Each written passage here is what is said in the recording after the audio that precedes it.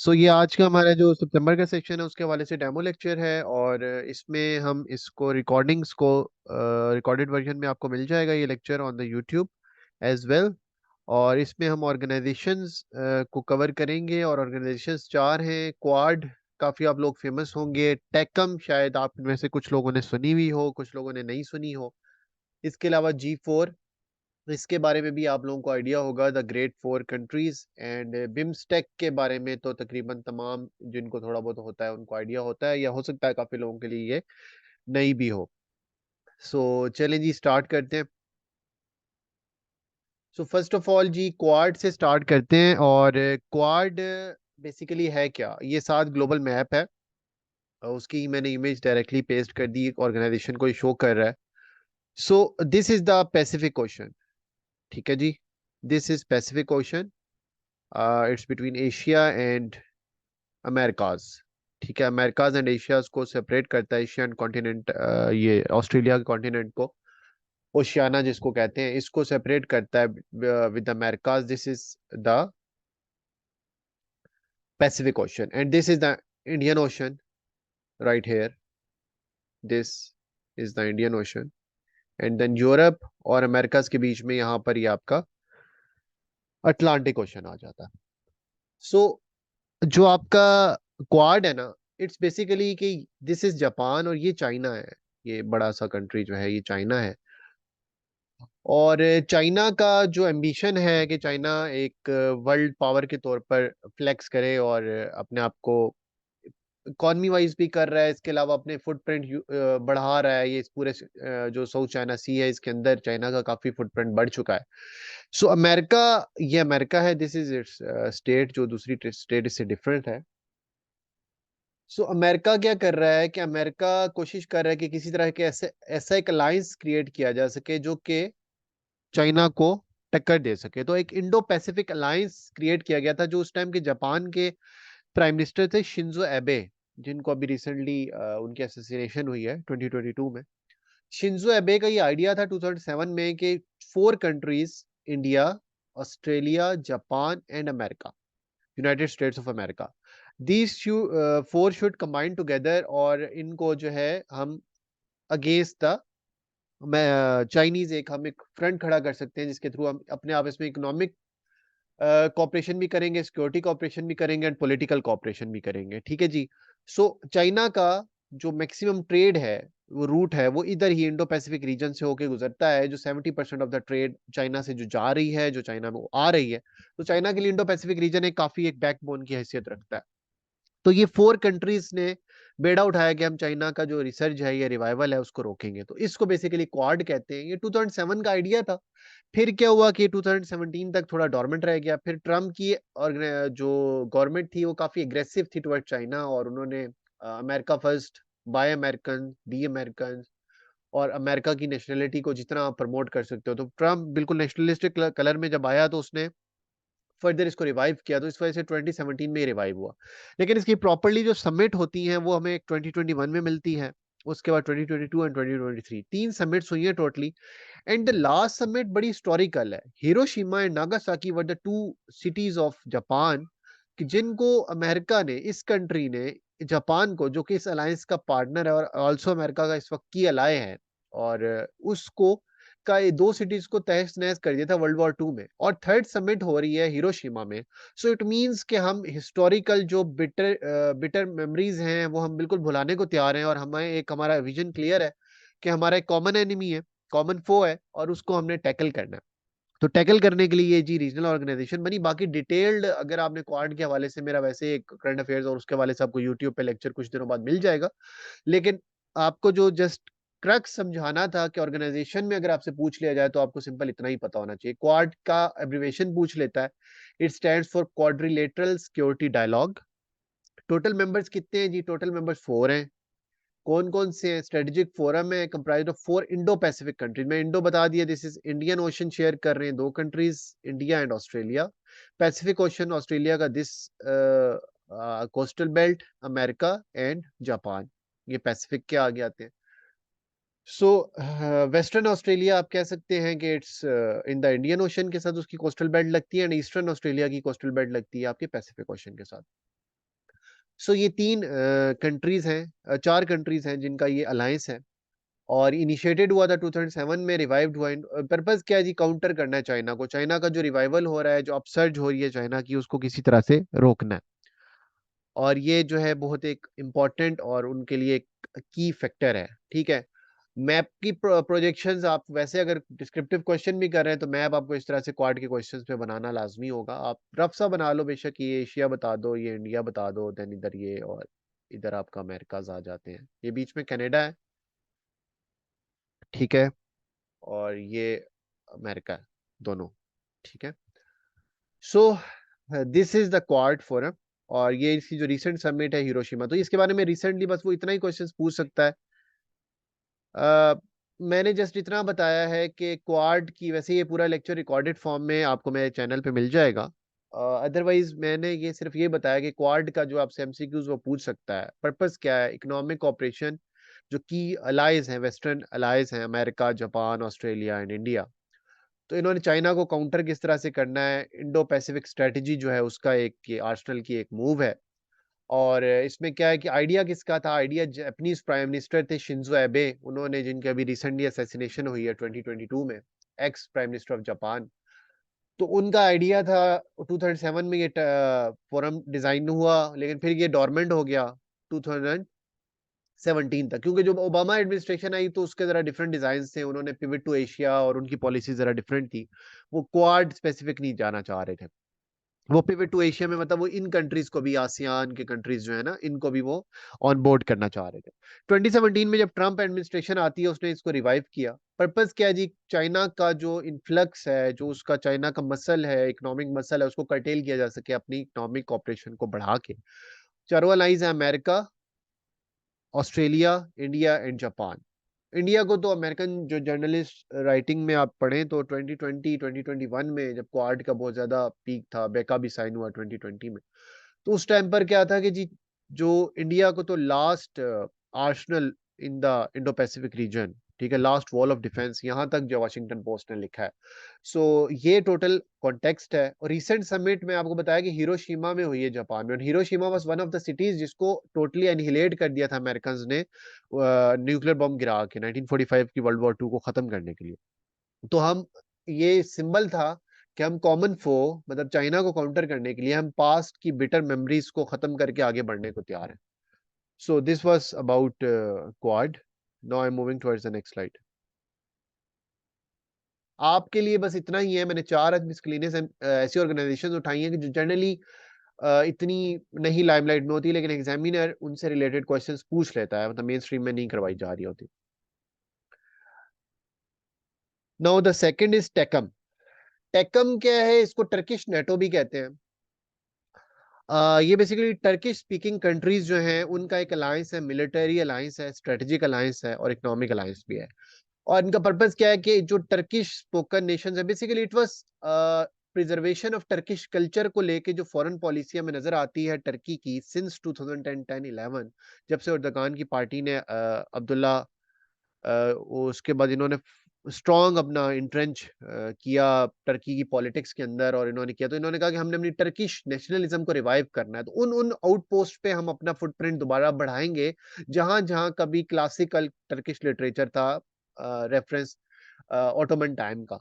तो उन एरियाज के अंदर हम अपना वापस उधर हम मिलिट्री अलायंस करेंगे, इकोनॉमिक इन्वेस्टमेंट करेंगे, अपनी Aahista Aahista cultural exchange programmes करेंगे। तो अफ्रीका के अंदर हमें नजर आता है, वेस्टर्न अफ्रीका के अंदर, नॉर्दर्न वेस्टर्न अफ्रीका जो बिल्कुल टॉप का है, टनीजिया, लीबिया, अल्जीरिया, यहाँ पर हमें नजर आता है कि टर्की बहुत ज्यादा इन्फ्लुएंस दिखाता हुआ नजर आता है। इसके अलावा ये सेंट्रल एशिया की कार्स रिपब्लिक जो बेसिकली टर्किश ओरिजिन की ही है सारी, इधर टर्की से नजर आता है। तो इसी तरह की एक टेकम थी, और टेकम ने असिस्ट भी किया है ड्यूरिंग द रिसेंट, अभी अजरबैजान का जो कॉन्फ्लिक्ट हुआ था आर्मीनिया के साथ, नगोर्नो कराबाग, उसमें टेकम फोर्सेस ने मिलिटरीली असिस्ट किया है अजरबैजानी फोर्सेस को, अजरी फोर्सेस को।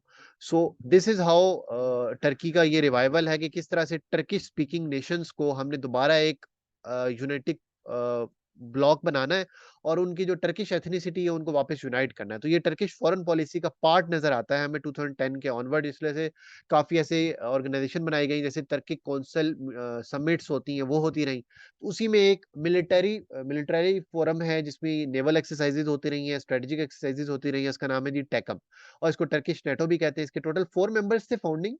अभी फोर्थ जो है वो ऑब्जर्वर स्टेटस पे है, उसका नाम है जी काजाकिस्तान। उसने अप्लाई किया हुआ है लेकिन अभी तक उसको मेंबरशिप ग्रांट नहीं की गई। मंगोलिया ने 1 साल बाद ही छोड़ दिया था। टर्की, अजरबैजान, किर्गिजिस्तान और मंगोलिया ने 25 जनवरी 2013 को उसको फाउंड किया था। और मंगोलिया ने क्या किया था, मंगोलिया ने 1 साल बाद ही उससे अलहदगी इख्तियार कर ली थी। काजाकिस्तान ने मेंबरशिप के लिए अप्लाई किया था 2014 में, लेकिन अभी तक अप्रूवल पेंडिंग है बिकॉज ऑफ कुछ और इनके आपस के भी फैक्टर्स हैं जिस पर काजाकिस्तान जो है वो फुली अप्लाई नहीं करता। इस वजह से काजाकिस्तान को they are reluctant to provide the membership. टेकम फोर्सेस क्या है कि जी लॉ एंड ऑर्डर, अगर for example law and order की सिचुएशन इतनी डिटोरिएट हो जाती है ना कि लोकल कंट्री जो इसमें मेंबर कंट्रीज हैं उनके बस से बाहर हो जाए, या वो किसी ऐसे कॉन्फ्लिक्ट में आ जाए कि जिस कॉन्फ्लिक्ट के बाद ये खतरा हो कि इन कंट्रीज के ऊपर खुदा ना खास्ता अटैक हो सकता है, या इनकी कोई ऐसी एरिया है कि जिसके ऊपर कब्जा हो सकता है, ठीक है। सो उस कॉन्टेक्स्ट में क्या होगा कि जो टेकम फोर्सेस होंगी वो इंटरवीन करेंगी और उस कंट्री की सैंक्टिटी और सोवरेनिटी को प्रोटेक्ट करेंगी, ठीक है जी। उस कंट्री की सैंक्टिटी एंड सोवरेनिटी, तो ये टोटल पर्पस है।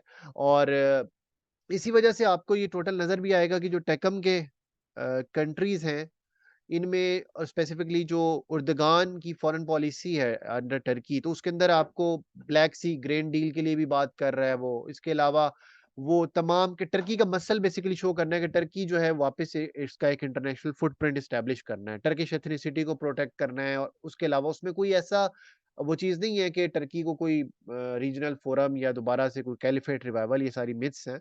न्यू ऑटोमनिज्म के लिटरेचर भी आना शुरू हो गए थे, लेकिन ऐसा कुछ भी नहीं है। इट्स जस्ट लाइक टर्की का जो सिर्फ एक फुटप्रिंट है, एक मतलब उसकी जो रिस्पेक्टेबल ड्यू प्लेस है जो हिस्ट्री में उसने रही है।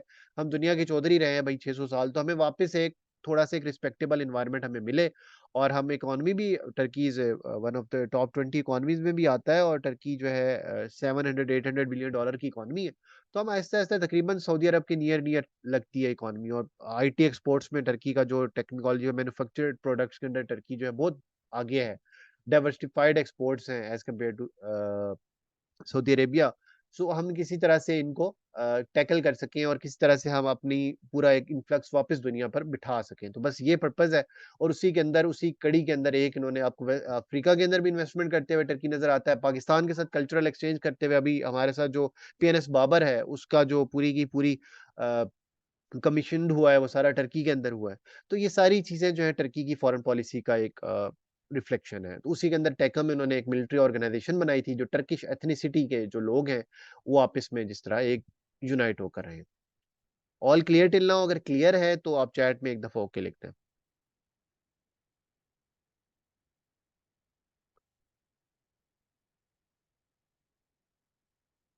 All clear till now?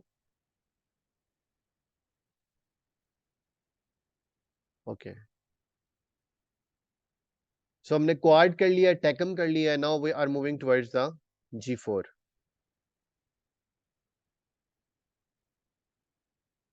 अच्छा जी, G4 क्या है? तो G4 के लिए आपको पीछे जाना पड़ेगा सितंबर 2005 में। ठीक है, सितंबर 2005 में क्या हुआ, सॉरी मार्च 2005 में। मार्च 2005 में क्या हुआ कि उस टाइम पे कोफी अनान थे secretary general of United Nations, ठीक है। कोफी अनान, उसके बाद फिर बांकी मून है, अभी एंटोनियो गुटरेस है हमारे secretary general of United Nations.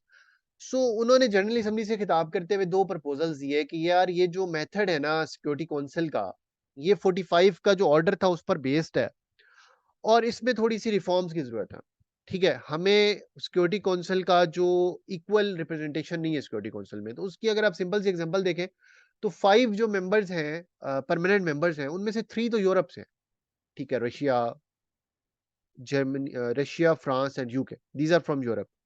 ठीक है, रशिया भी तकरीबन आप लोग को यूरोप का ही पार्ट बनाता है, अल्थो उसका काफी एरिया जो है वो एशिया में आता है, लेकिन उसने हमेशा अपने आप को जो है पॉलिटिकली भी जो मैकेंडर की हार्टलैंड थ्योरी है उसके हिसाब से भी हम देखें तो पूरा उसने अपने आप को हमेशा फोकस्ड ईस्टर्न यूरोप की तरफ ही रखा।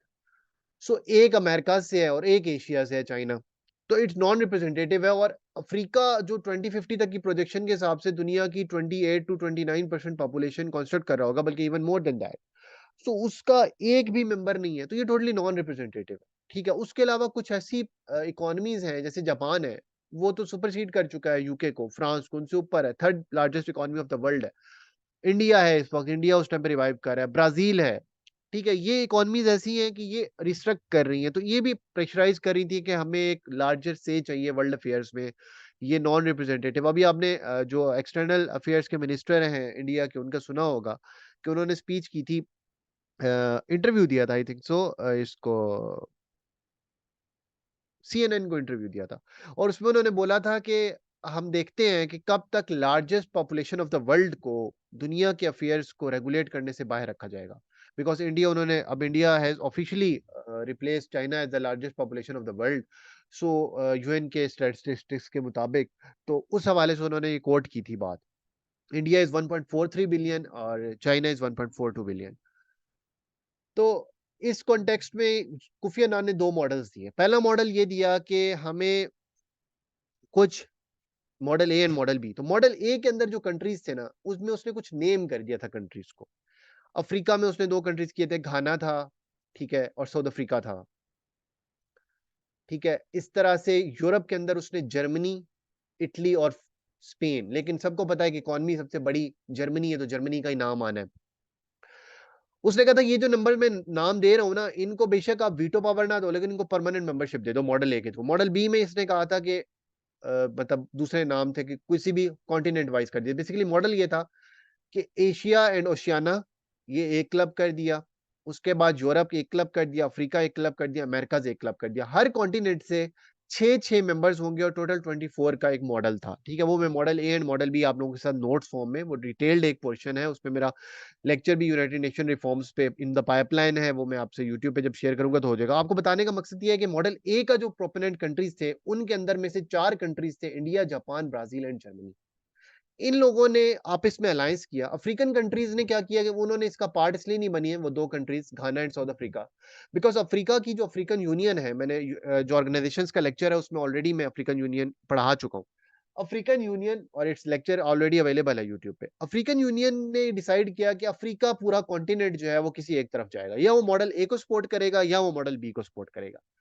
तो कनाडा जो है मॉडल बी को सपोर्ट करता है। इसी वजह से जो अभी आपको रीसेंट टर्मोइल भी नजर आ रहा है इंडिया और कनाडा के रिलेशंस में, और ये अभी से नहीं है, 2005 से है, कि उसके बाद से इंडिया और कनाडा के रिलेशंस वो आइडियल नजर नहीं आते जो 2005 से पहले इंडिया और कनाडा के रिलेशन है। बिकॉज अमेरिकाज में से कोई एक पे नाम नहीं लिया था उसने ब्राजील का, लेकिन अमेरिकाज में से अगर किसी एक ने जाना है तो उसके लिए लाजमी यही है कि, बेसिकली उसने ये बात की थी कि अमेरिका में से अगर किसी एक ने जाना है तो उसके लिए लाजमी सिर्फ यही है कि ऑब्वियसली ब्राजील ही जाएगा, क्योंकि नॉर्थ अमेरिका में तो सिर्फ तीन ही कंट्रीज हैं बड़े, उनमें से भी क्या है कि जो आपका अमेरिका ऑलरेडी है, तो मेक्सिको की इतनी बड़ी इकोनॉमी नहीं है, ना वो इतनी बड़ी मिलिटरी पावर है कि उसको किया जा सके। कनाडा तो नॉर्थ अमेरिका में से तो कोई और हो नहीं सकता, तो ऑब्वियसली कौन होगा, ब्राजील होगा। तो इस वजह से कनाडा उस टाइम से, तो आप आपने जो पॉलिटिक्स ऑफ द वर्ल्ड अगर आप देखें ना, after the reforms, United nation security council reforms, तो आपको नजर आएगा कि जो मॉडल ए के सपोर्टेड कंट्रीज थे वो आपको आपस में क्लोज होते हुए नजर आते हैं, और जो मॉडल बी के वो आपस में क्लोज होते हुए नजर आते हैं। ठीक है, पाकिस्तान का जो प्रपोजल यूनाइटिंग फॉर कॉन्सेंसस का आता है वो अलग है, वो कहता है कि 2/3 नहीं, तमाम का जो डिसीजन होगा वो करेंगे। फिर गुफी अनान ने ये कहा था कि जो 2/3 कंट्रीज ऑफ द वर्ल्ड है, वो जब डिसाइड कर दें जनरल असेंबली के फोरम में कि मॉडल ए करना है या मॉडल बी करना है, तो अभी तक ये पाइपलाइन में पेंडिंग है। ये चारों कंट्रीज हमेशा हर साल जब भी जनरल असेंबली का सेशन होता है उसमें लॉबिंग करते हैं, एक दूसरे की सपोर्ट के लिए वॉइस उठाते हैं, और इनको बैक करते हैं ये जो बड़े G7 कंट्रीज है, जिनके अंदर आपका जो P5 कंट्रीज हैं, except Russia and except China, वो बाकी इसको बैक करते हैं, जिनमें यूके करता है, फ्रांस करता है, अमेरिका करता है। वो इन चारों कंट्रीज को बैक करते हैं कि इनको परमानेंट मेंबरशिप मिलनी चाहिए, बेशक वीटो पावर्स ना हो, लेकिन इनको परमानेंट मेंबरशिप मिलनी चाहिए। इसकी वजह ये है कि ये तमाम बड़ी इकोनॉमीज हैं और वो अपने इसी बहाने, इसी तरीके से अपने जो इकोनॉमिक एक बड़ी मार्केट के साथ अपने ताल्लुकात बिगाड़ना नहीं चाहते, तो इस वजह से वो इनको सपोर्ट कर रहे होते हैं। सो इस वक्त जो ये चारों कंट्रीज हैं, इनका आपस में क्लोज कोऑर्डिनेशन अलायंस, अब आप देखें तो इंडिया और जापान आपको नजर आएंगे in the Quad forum as well. ठीक है, ब्राजील आपको इंडिया के साथ ब्रिक्स में नजर आएगा, तो ये तकरीबन कहीं ना कहीं एक दूसरे के साथ इनके ताल्लुकात जो है वो हमें नजर आ रहे होते हैं। सो आपका ये जो फोरम है ये 2005 में बना था, यूनाइटेड नेशन के प्रपोजल जो था सिक्योरिटी काउंसिल को एनहांसमेंट के प्रपोजल उसके रिस्पांस में बना था। और ये आपको एमसीक्यू के लिए इतना ही काफी है। 2005 में बना था। कौन कौन से कंट्री है? India, Japan, Brazil and Germany. हर साल इनकी मीटिंग होती है। Side lines of the United Nation General Assembly का सेक्शन होता है, वहां इनके हेड ऑफ स्टेट या हेड ऑफ गवर्नमेंट जो भी उधर पार्टिसिपेट कर रहे हो वहां इनके ये मिलते हैं। और ये जी कौन है? G4 इंडिया है, जापान है, ब्राजील है एंड जर्मनी है। ठीक है, ये जस्ट आपको एक कॉन्टेक्स्ट बताना जरूरी था। बाकी जो डिटेल्ड लेक्चर ऑन दिस है ये मेरा पाइपलाइन में ही आपको यूट्यूब चैनल पे मिलेगा, बिकॉज अदरवाइज अगर मैं वो आपको इतना डिटेल में चला गया तो फिर थोड़ा सा क्लटरिंग हो जानी है। होपफुली ये आपको ऑर्गेनाइजेशन क्लियर हो जाएगी। क्लियर है तो आप मुझे बता दें। अच्छा जी, last organisation for the today. और इसके बाद फिर टाइम बाहर चल रहा है, लास्ट 5 मिनट्स वी विल मैं आपको सेशन फीचर्स बताऊंगा। एंड आपको अगर कोई भी क्वेश्चन पूछना है, आप फर्दर पूछना चाह रहे हैं तो आप पूछ लें, because there are the some faces, because it was the demo lecture. BIMSTEC क्या है जी? बिम्स्टेक ये होता है कि सार्क बनती है 1985 में, लेकिन 1990s में उसका एंथुसिज्म टूट जाता है और सार्क के ही मेंबर कंट्रीज में एक्सेप्ट पाकिस्तान एंड मालदीव्स, बाकी जितने मेंबर कंट्रीज होते हैं वो सोचना शुरू हो जाते हैं कि हमें ईस्ट की तरफ जाना चाहिए, बजाय हमें वेस्ट की तरफ जाएं, पाकिस्तान को करें। हमें ईस्ट की तरफ जाना चाहिए और हमें एक नया इनिशिएटिव बनाना चाहिए जो सेंटर्ड होना चाहिए बे ऑफ बंगाल के सेंटर्ड होना चाहिए। और उसका नाम रखा गया जी Bay of Bengal initiative for multi sectoral technical and economic cooperation. बिल्कुल सार्क की तरह का इसका तरीकाकार है। एनुअल बेसिस पे इसकी जो अल्फाबेटिकल ऑर्डर में इसकी प्रेसिडेंसी जो है वो रोटेट होती है 2-2 साल 3-3 साल के लिए। वेरी कर होता है, कभी 2 साल के लिए, कभी 3 साल के लिए। टोटल मेंबर्स इसके 7 है। इसके मेंबर्स के अंदर इंक्लूड करते हैं country India, Bangladesh, Nepal, Thailand, Myanmar, Bhutan and Sri Lanka. इनकी जो एनुअल ट्रेड है वो 70 to 80 billion dollar annual trade है इन लोगों की, इन कंट्रीज की जो आपस में होती है। और इसमें सार के सिर्फ 3 कंट्रीज नहीं है, पाकिस्तान, अफगानिस्तान एंड मालदीव्स। इन तीनों के अलावा बाकी पांचों सार की कंट्रीज हैं और इसके अलावा 2 कंट्रीज हैं, थाईलैंड एंड म्यांमार। ठीक है, तो ये 7 कंट्रीज टोटल हैं। इसका परमानेंट सेक्रेटेरिएट 2014 में बनाया गया था, अभी ढाका में, बांग्लादेश में। ये ऑर्गेनाइजेशन कब बनी? 1977 में। तो इसका क्या नाम है? Bay of Bengal initiative for multi sectoral technical and economic cooperation. ठीक है जी, formed in 1997। Now moving towards next slide. इसकी जो डिटेल्स अब समिट की और ऑर्गेनाइजेशन की डिटेल अगर हम देखें तो अभी तक 5 समिट्स हो चुकी हैं, लेकिन इसका जो समिट्स वो है जिसमें हेड ऑफ द स्टेट या हेड ऑफ गवर्नमेंट पार्टिसिपेट करें। बाकी ग्रास रूट लेवल पे इसकी जो सब कमेटीज है ना, 14 मुख्तलिफ इसके वो सेक्टर्स हैं जहाँ पे कॉपरेशन होती है, तो उनके अंदर बहुत ज्यादा पोटेंशियल है कॉपरेशन का, और वो कॉपरेशन कंटिन्यूड चल रही है। और उस कॉपरेशन का आपको रिजल्ट ये है कि 70 to 80 बिलियन डॉलर की ट्रेड एनुअली होती है। और जबकि सार्क अपने बेस्ट पे परफॉर्म भी करे तो 20 to 25 बिलियन डॉलर पे जाती है। सिक्योरिटी इश्यूज भी हैं, सार्क इस वजह से नहीं कर पा रहा होता। लेकिन हैरानी की बात है कि same countries apart from Pakistan और अफगानिस्तान, ठीक है, और मालदीव तो बेचारा वैसे ही एक छोटी सी स्टेट है ना, वो तो उसका इतना से नहीं है। उनके अलावा पाकिस्तान और अफगानिस्तान के अलावा सारे कंट्रीज हैं इसके अंदर। लेकिन प्रॉब्लम क्या होता है? प्रॉब्लम ये होता है कि सिर्फ जो स्टेट सिर्फ मालदीव्स और उसके अलावा सारी स्टेट्स हैं अफगानिस्तान, पाकिस्तान और और अफगानिस्तान के अलावा। लेकिन प्रॉब्लम क्या होता है? प्रॉब्लम ये होता है कि वहां पर जो है वो ट्रेड एक अच्छा खासा मैग्नीट्यूड का, और यहाँ पर मैग्नीट्यूड का नहीं होता। एनीवेज, बिकॉज फर्स्ट समिट जो है वो 2004 में हुई थी, जो थाईलैंड बैंकॉक में। Fifth summit was held in Colombo, और ये वर्चुअल मीटिंग थी 2022 में। प्रेसिडेंसी कैसे रोटेट करती है जी? अल्फाबेटिकल ऑर्डर में रोटेट करती है। करंटली का इसके पास है, थाईलैंड के पास है 2022 से। करंट सेक्रेटरी जनरल का नाम है तंजीन लेपखेल। ये कहाँ से है? भूटान। और भूटान का जो कैपिटल है उसका नाम है थिम्फू। फर्स्ट सेक्रेटरी जनरल थे जी सुमित नखंडाला, ये थे श्रीलंका से। सो होपफुली आप लोगों को यहाँ तक क्लियर होगा। मैं रिकॉर्डिंग पॉज कर रहा हूँ। आज के लेक्चर के लिए इतना ही था। और आप लोग बाकी कोई क्वेश्चंस वगैरह है तो आप लोग पूछ सकते हैं चैट में।